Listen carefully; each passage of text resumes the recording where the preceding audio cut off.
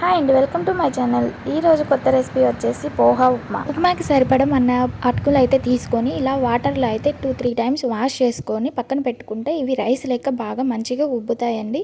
So మనం మరీ గట్టిగా అయితే పిండద్దు, మామూలు లైట్గా పిండేసి నీరు వంపేసి పక్కన పెట్టుకొని దీనికి కావాల్సిన పదార్థాలు వచ్చి క్యారెట్, ఉల్లిపాయ, టమాటా, కరివేపాకు, పచ్చిమిర్చి, ఒక ఆలుగడ్డ అండి. ఆలుగడ్డ కట్ చేసి మామూలుగా ఉప్పు నీళ్ళల్లో వేసుకోండి.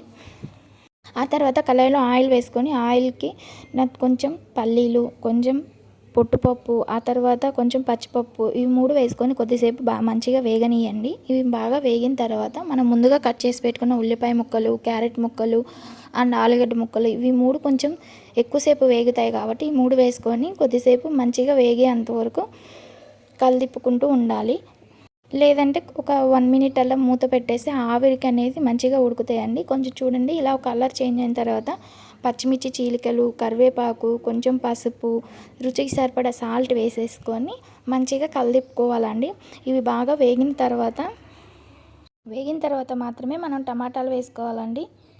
ఆల్రెడీ సాల్ట్ అండ్ పసుపు వేసుకున్నాం కదండి, కళాయికి అంటుకోకుండా చూసుకోవాలి. ఆ తర్వాత మనం బాగా వేగిన తర్వాత టమాటాలు వేసుకొని ఇవి కొంచెం వాటర్ అయితే పోసేసి, కొంచెం వాటర్ పోస్తే అవనేది మాడిపోకుండా ఉంటాయండి. ఒక 1 ఆర్ 2 మినిట్స్ కనుక మనం మూత పెట్టి కవర్ చేసుకుంటే అన్నీ మంచిగా మగ్గుతాయండి, అంటే బాగా ఉడుకుతాయి. లేదంటే కచ్చకచ్చిగా అనిపిస్తాయి.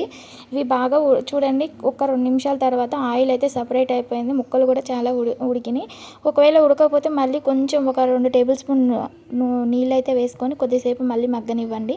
కారం వేసిన తర్వాత అయితే మగ్గవు చాలా వరకు, అది కారం అనేది మాడిపోతూ ఉంటుంది. తర్వాత రుచికి సరిపడా కారం వేసుకొని మనం చూడండి, ఇది రైస్ లెక్క అయింది చూడండి అటుకులు. ఈ అటుకుల్ని కొంచెం కొంచెంగా వేసుకుంటూ మంచిగా కలుపుకోవాలండి. ఈ కర్రీకి సరిపడా అటుకులు మాత్రమే వేసుకోవాలండి. ఎక్కువ అయితే మరి టేస్ట్ అనేది బాగోదు, దాంట్లోకి మంచిగా ఇమడదండి. ఇది మొత్తం దీనికి అటుకులకి మొత్తం ఈ మసాలా మొత్తం పట్టేంతవరకు బాగా మంచిగా కలుపుకోవాలి.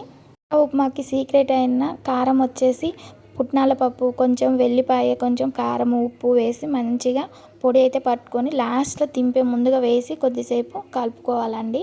ఇది టేస్ట్ అనేది చాలా అంటే చాలా బాగుంటుంది ఈ కారం వేస్తే.